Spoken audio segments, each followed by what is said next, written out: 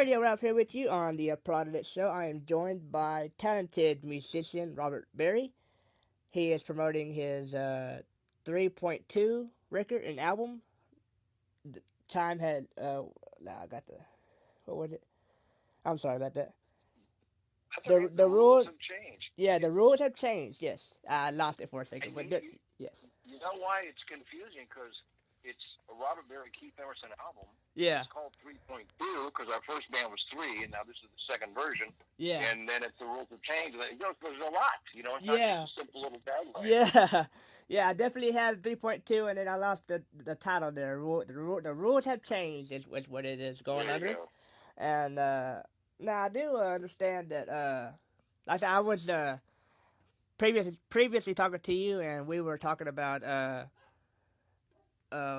I was doing a morning show for a local radio station in town, and Yeah. we actually had Greg King come on a few times and join us, and he was a pretty cool guy. Oh, Greg's a great guy. I played bass for Greg, but I'm also the co-writer on that album and the producer of it. So we did it at my studio, Oh wow, and that album Rekindled is yeah, the first album in 15 years that he's done, yeah, and we took a couple years to do it right. So that came out as a great. I mean, it's a real Greg Kinn album. It's not like some bands, they were big in the '80s, and now you listen to their music, you go, "Who's this?" They just sound like the same band. Well, that sounds like Greg Kinn, yeah, and that's yeah. what we set out to do. Oh, he's a fun guy to work with. I Oh tell yeah, you, he was great to have on, and we really enjoyed having some time with him. And he's funny. yeah, I mean, he definitely said that he wanted to keep it, sounding like he did originally, but he also wanted to add some new stuff to his sound. So I Yeah, think it's he, funny because once in a while, I'm doing so many interviews on the 3-2 album with Emerson uh that I don't get to listen to that much of what Greg's doing right now. We're not playing right now for the holidays. I have a December People, a different band that yeah, does charity stuff. And once in a while, I'll listen to Greg and say, "Yeah, we spent about 2 months, and the ideas just flew out. This great album." And I think, "Oh, Greg, it took us 2 years, and I had to keep kicking him to get him back on track because that guy has a million ideas. He writes oh books. He's had a great career. But he had a huge radio show here. I mean, the biggest morning show ever. And I'm in Silicon Valley, so yeah, it's in California, big audience and everything. He had the biggest show ever. yeah. I know he And I know he to did a get lot of him, stuff through MTV and stuff like that, and yeah, just a lot of oh work. yeah, Yeah, he did a lot of stuff. But to get him back on track hmm and put the blinders on and say, "Hey, this is what we're doing. We're doing a great kid album." And yeah, sometimes he starts singing like Willie Nelson. Or like, "Whoa, wait a minute." There'd be something to go, "That doesn't sound like Greg Kinn." We've got 2 years it took to do that album, and that's why it's such a good album because he really worked his butt off. yeah, yeah. You definitely showed it. You could definitely tell it. I wanted to Yeah. get your quick thought real quick about the Rock and Roll Hall of Fame just recently released their nominees for 2019. Yes. I was just curious. I have a few names here: Def Leppard, Janet Jackson, Radiohead, Stevie Nicks, and the Cure. I have just a question about if any name kind of sticks out there that kind of like makes you think about it, or if you have someone that really you like out of that group.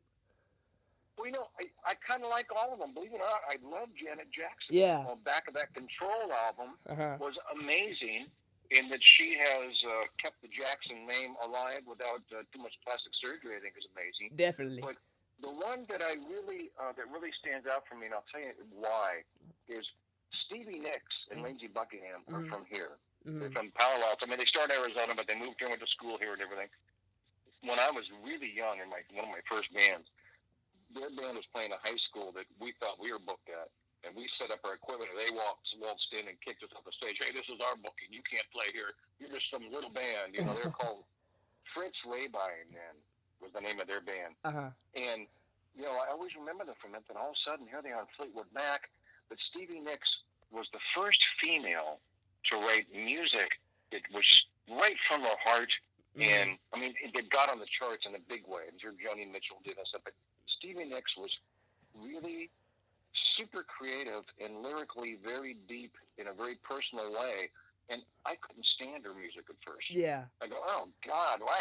Oh, gee, listen to the voice on, now as a songwriter, with some years behind me trying to write a hit song or write a good song, I go, damn, that girl really, really had it going. Mm-hmm. So I like seeing her in there for that reason. I think she's inspired a lot of women in music, and just songwriters in general, because there's a lot more, in the good music, there's a lot more feelings coming out now than there was back in the 80s. I mean, Def Leppard I love, but there's not a lot of feeling in that. It's just great music, you know. Yeah, definitely.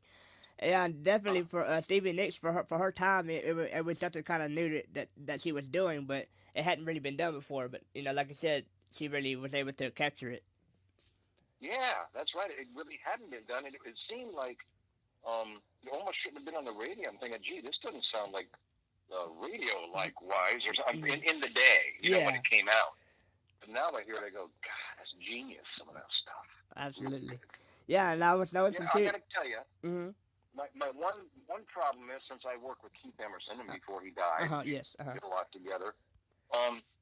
There's been other bands in the rock world and progressive rock world in there, like Yes, and I'm a huge Yes fan, probably my favorite progressive band. But ELP, in music in general, broke new ground. They were one of a kind. They put classical music into rock and roll. Yeah. They did the classics, and their big thing, like Fanfare for the Common Man, Copeland, you know, Hoedown, and they're not in, and I can't figure out why any organization that's a Hall of Fame would not put somebody in like that.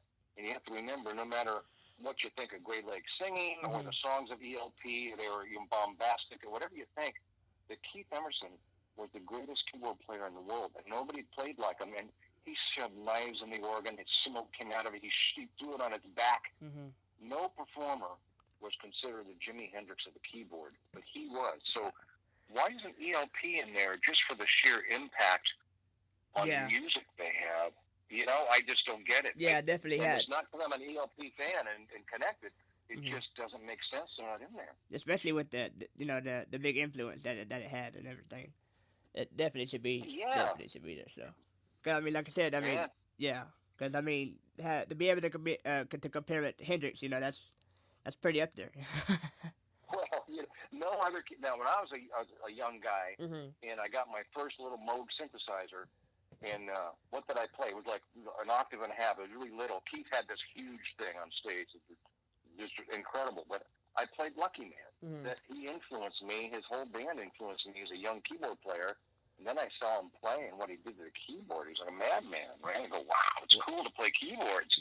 Otherwise, every other keyboard player just sort of stands behind it and plays. Yeah. I mean, and he influenced a lot of people. Yes, and that's definitely what you could tell in this 3.2. You can definitely hear the influence that Mr. Emerson had, Keith Emerson had, and the electric guitar and the keyboard and everything like that. You could definitely hear it. Yeah, Keith and I worked on that album together for 3 months. We had a few things from way back in 1988 that we hadn't used. We were working up to be something new.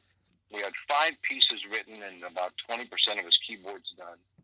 And then he died, and I waited 27 years to start on the follow-up album to the first 3 albums. And we had a top 10 hit in 1988 off that 3 albums. So it was important to me. That was my first break. That was the first time anything happened for me. From there, I went on. I worked with Netflix, where Netflix started. They have 3 huge campuses there. I mean, the main Netflix.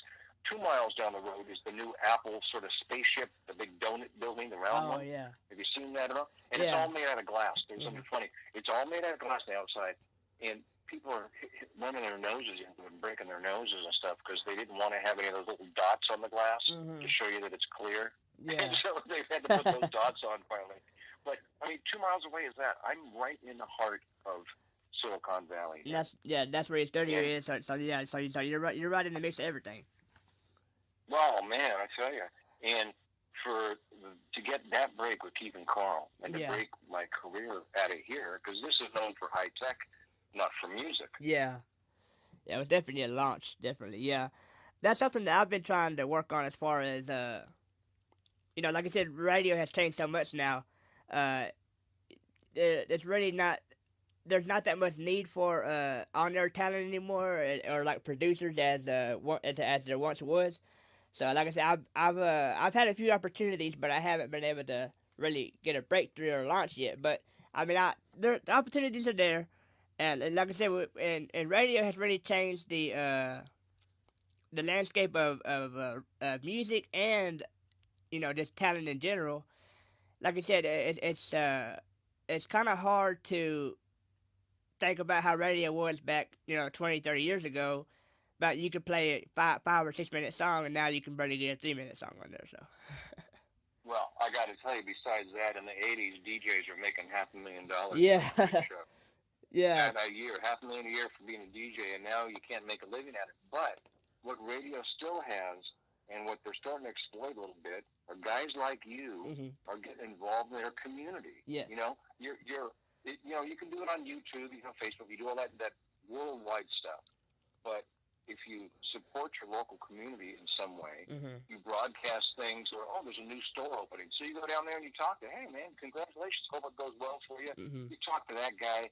You have some kind of charity event. You go down there, you talk to that guy, and all of a sudden people are going, hey, this Ralph guy, he's part of our community. Or he's showing people that he cares about this, and then he talks on the radio. All of a sudden, then they get their grandparents to call in, or just to listen. Yeah. They get their kids to listen. They get the school listens all of a sudden, because you went over to the school, they have some big thing going on. And you make a community radio station that, you have to have another job. Just like music. Yeah. I mean, you can't make, no young band can make money in music with streaming. I just got a check, oh my God, $600. It had 20 pages of things on it, the word radio play and everything. Yeah. Now, that used to be, let's say for that little song, it used to be $6,000, and it'd be 20 pages of things. It was, same amount of plays and tracking. Yeah. That's how much streaming has ruined things. So even a musician has to have another job to support the thing they love. But yeah, if you do it right, you can make that work out. And really, the thing is to enjoy it, right? I don't write music to make $1 million and have a hit song. I write it because that's what I do, and I love it. Yeah, and as long as you, same with you. Yeah, I mean, same thing with me. Like I said, it may not be the biggest dollar in the world, but like I said, as long as you enjoy it, and you're able to survive out there, that's the go hand in hand, I guess you could say. It's the cheapest therapy you'll ever get. Yes, I agree with that. Definitely. Yes, definitely, I agree with that. From everything I've seen, everything that's been out there talking about the album on the internet, seems like everyone. It's been a pretty positive response from your fans and from just people that are listening for the first time. It's crazy because exactly what you said. Everyone has given it a positive response. Now, I never thought in my wildest dreams that I'd put this album out and everybody would embrace it and they'd hear the intention behind it and they'd like the sound. But every review and everybody that is involved. I mean, you have to like Emerson and Palmer and Yes and Genesis and all kind of music. But if they do, they've really embraced it. And I can't believe it. It's just been really, really wonderful. And my fear when I told the record company, okay, I finished it up and they wanted to release it, my fear was that I hadn't done Keith's memory justice. I think, I'll finish this up by myself. And I don't know if I felt pressure or I don't know, just worried about it. And then it came out and it sold out the first day in every country on Amazon. Wow. Amazon's a big distributor now for music. And I thought, wow, that's good, but what does that mean? Then the reviews started coming out, and I'm thinking, I think Keith would have been proud of the response on the album, and now it's important to me that the last thing he ever worked on is sort of cherished by people that loved him and like the style of music, So it seems to be getting the point across, and people are still supporting it. I tell you, I'm just seeing on Facebook a few top 20 lists are coming out for the end of the year. Wow. And I've seen a couple that I'm on with that, and some of the big prog magazines and like Facebook blogs or whatever they have. They're just posting something. It's really nice, I'm thinking, wow, people remember it, and this will take it into the new year where I'm hoping to get a tour going next year. Oh, Working on that, man. Yeah, that'd be awesome, yeah. Yeah. Definitely, definitely. Yeah, I mean, yeah, like you said, since it was a collaboration, and you had to kind of take it upon yourself to get it, to finish it. You know, Unfortunately, because but the ideas that you and Keith had, seemed like they there's the influence there in the music, and you can definitely pick up on it. Oh yeah. Well, a lot of his parts, the writing was already done on five of the songs, Mhm. and we were just starting to fill in the real keyboard stuff, Mhm. and I was working on lyrics, and his part of it was put the musicality into it. My part of it was get the lyrics and the melodies and the singing chorus. Mhm. Even though it's progressive, I like to have it more like AOR, Yeah. where you have a chorus. You can take it home. You hear that song, you go, wow, that one by one song, Mhm. or Powerful Man. Mhm. You actually can remember it. A lot of progressive music isn't like that, so I like Yeah. to keep the AOR in there, and that Kind of. seems to be what people are hearing too. They like the combination, Mhm. and yeah, it's Yeah. It seems like initially with three that I believe the long form was what fans really wanted, but y'all kind of kept it where it was. Y'all kept it in a shorter form, but still got the same enjoyment out of it. yeah, yeah. Definitely. And as